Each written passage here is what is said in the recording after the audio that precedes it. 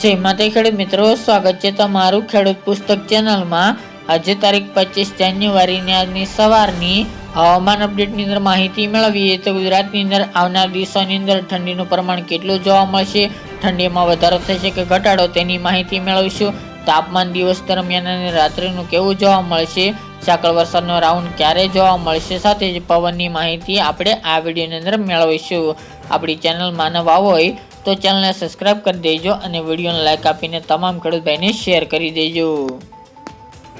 અત્યારે ખાસ કરીને ગુજરાતની અંદર વહેલી સવારે અને રાત્રે દરમિયાન ઠંડીનું પ્રમાણ જોવા મળી રહ્યું છે।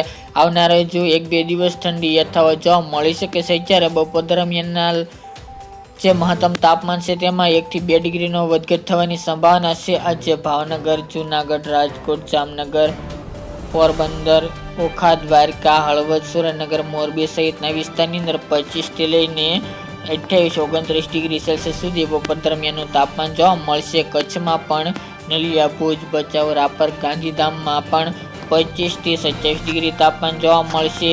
ઉત્તર ગુજરાતની વાત કરવા જઈએ તો જેમાં સાબરકાંઠા, બનાસકાંઠા, પાટણ, મહેસાણામાં પણ બપોર દરમિયાનનું તાપમાન 27 થી લઈને 28 ડિગ્રી સેલ્સિયસ સુધી જોવા મળી શકે છે।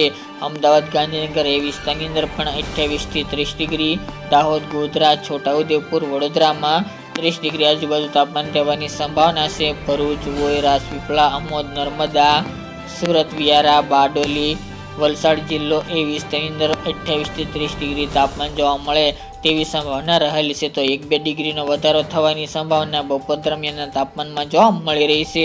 રાત્રિનું મિત્રો વાત કરીએ તો રાત્રિના તાપમાનમાં પણ 1 થી 2 ડિગ્રીનો વધારો થશે, જેમાં ઉત્તર ગુજરાતનું તાપમાન મોટા ભાગે વધે તેવું અનુમાન પરેશ ગોસ્વામીએ કર્યું છે, પરંતુ હવામાન વિભાગની આગાહી મુજબ તાપમાન યથાવત જોવા મળશે અને ઠંડીનો ચમકારો હજુ 2-3 દિવસ જોવા મળી શકે છે। જ્યારે જીએફએસ મોડેલ અનુસાર વાત કરવા જઈએ તો જેમાં પણ તાપમાન નોર્મલ કરતાં પણ નીચું જોવા મળશે। ઉત્તર ગુજરાતની અંદર પાલનપુર 13 ડિગ્રી, ખેડબ્રહ્મા 11 ડિગ્રી, અરવલ્લીમાં 11 degree, Himmatnagar 12 degree, Radhanpur 13 degree, Tharad, Dhanera, Abu સહિતના વિસ્તારની અંદર ભાંભર હોય, પ્રાંતિજ એમાં 10 થી 12 ડિગ્રી તાપમાન જોવા મળશે। મહેસાણા જિલ્લાની અંદર પણ સિદ્ધપુર હોય, પાટણ જિલ્લો એમાં પણ 13 ડિગ્રી આજુબાજુ તાપમાન રહી શકે છે। મધ્ય ગુજરાતની વાત કરીએ તો 13 થી 14 ડિગ્રી, અમદાવાદ, કપડવંજ, નડિયાદ, ધોળકા, વિરમગામ, ખેડા, આણંદ સહિતના વિસ્તારો। જ્યારે પૂર્વ ગુજરાતની અંદર જેમાં બોર્ડર લાગુ વિસ્તાર દાહોદ હોય, લુણાવાડા, પંચમહાલ, ગોધરા, વડોદરા, બોડેલી, છોટાઉદેપુર બોર્ડર લાગુ વિસ્તારની અંદર 13 થી નીચું તાપમાન જોવા મળે 10 થી 12 ડિગ્રી તેવી સંભાવના રહેલી છે। કચ્છ જિલ્લામાં પણ નીચું તાપમાન ભુજ, રાપર અને નલિયામાં સૌથી નીચું તાપમાન 10 ડિગ્રી આજુબાજુ રહી શકે છે। જ્યારે ભુજ અને રાપરમાં 10 થી 13 ડિગ્રી તાપમાન જોવા મળશે। સૌરાષ્ટ્રનું તાપમાન સૌથી નીચું રાજકોટમાં 16-15 ડિગ્રી, હળવદમાં 17, જામનગર 16, પોરબંદર 18, જૂનાગઢ 16, ભાવનગર 17, ઉના, વેરાવળ, ગીર સોમનાથ, દ્વારકા સહિતના વિસ્તારની અંદર 17-18 ડિગ્રી તાપમાન રહી શકે છે। વલસાડમાં 17, સુરતમાં 16 તેમજ ભરૂચ, અંકલેશ્વર, નર્મદા, તાપી એ વિસ્તારની અંદર 17 થી 16 ડિગ્રી તાપમાન જોવા મળે તેવું અનુમાન હાલ તો જોવા મળી રહ્યું છે। જ્યારે મિત્રો આવનાર દિવસોની વાત કરીએ તો 30 થી 31 જાન્યુઆરી દરમિયાનમાં મોટાભાગના વિસ્તારની અંદર તાપમાનમાં ઘટાડો એટલે કે વધારો થાય તેવી સંભાવના છે।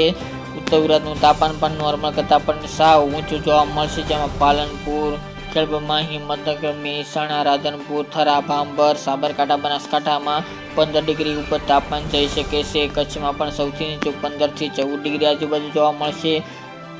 રાજકોટ, ભાવનગર, પોરબંદર, સૌરાષ્ટ્રના વિસ્તારની અંદર 20 ડિગ્રી આજુબાજુ, મધ્ય ગુજરાતની અંદર 18-19, પૂર્વની અંદર 18-19, જ્યારે દક્ષિણ ગુજરાતની અંદર પણ 17-18 ડિગ્રી તાપમાન જોવા મળે રાત્રિનું લઘુત્તમ તેવી સંભાવના રહેલી છે। તો જીએફએસ મોડેલ અનુસાર 25 તારીખ બાદ તાપમાનમાં વધારો થશે। જ્યારે હવામાન વિભાગે આગાહી કરતા જણાવ્યું છે કે આગામી 5 દિવસની અંદર તાપમાન નોર્મલ કરતાં પણ નીચું ચાલે અને કડકડતી ઠંડીનો રાઉન્ડ જોવા મળે તેવી શક્યતા જોવા મળી રહી છે, જેમાં સૌથી વધુ શક્યતા સૌરાષ્ટ્ર અને કચ્છમાં જોવા મળશે, જ્યારે બાકીના વિસ્તારની અંદર તાપમાનનો પારો ઊંચો જોવા મળી શકે છે।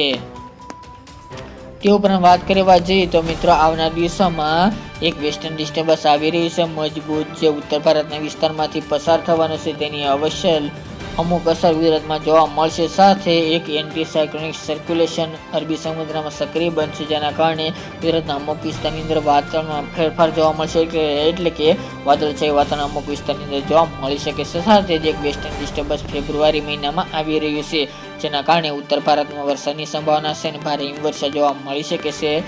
લાઈવ તમે જીએફએસ મોડેલ અનુસાર જોઈ રહ્યા છે તે પ્રમાણે, જેના કારણે રાજસ્થાન સુધી તેની અસર જોવા મળશે, જેથી ગુજરાતમાં તેની અવશ્ય ચોક્કસપણે અસર જોવા મળશે અને વાતાવરણમાં થોડો ફેરફાર થઈ શકે છે, જેના કારણે તાપમાન ઉપર જવાની સંભાવના દેખાઈ રહી છે. આ સાથે જ તાપમાન ઘટવાને લઈને પણ અમુક નિષ્ણાતો આગાહી કરી રહ્યા છે. તો વેસ્ટર્ન ડિસ્ટર્બન્સની કેટલી અસર ગુજરાતમાં જોવા મળશે તે આવનાર દિવસોમાં જણાશે. ઠંડીમાં વધારો થશે કે વાતાવરણમાં પલટો જોવા મળશે તે આવનાર દિવસોમાં સિસ્ટમ પ્રમાણે નક્કી થશે. તે ઉપરાંત વાત કરીએ તો ઝાકળ વરસાદનો રાઉન્ડ અત્યારે ચાલી રહ્યો છે. સાથે જ અત્યારે ધીરે ધીરે ઝાકળ વરસાદનો રાઉન્ડ જોવા મળી રહ્યો છે. આવનાર દિવસોમાં ઝાકળ વરસાદની શરૂઆત વધુ જોવા મળશે. તેમજ એન્ડ મહિનાના એટલે કે જાન્યુઆરી મહિનાના એન્ડમાં ઝાકળ વરસાદનું પ્રમાણ વધુ જોવા મળે તેવું પણ હાલ તો લાગી રહ્યું છે. જ્યારે પવનની ઝડપ નોર્મલ જોવા મળશે તેવી સંભાવના હાલ તો જોવા મળી રહી છે. તો મિત્રો, આ અત્યારની વહેલી સવારની અપડેટ. બાકી ફરી એક નવા વિડીયો સાથે મળીશું. આજ માટે એટલું જ.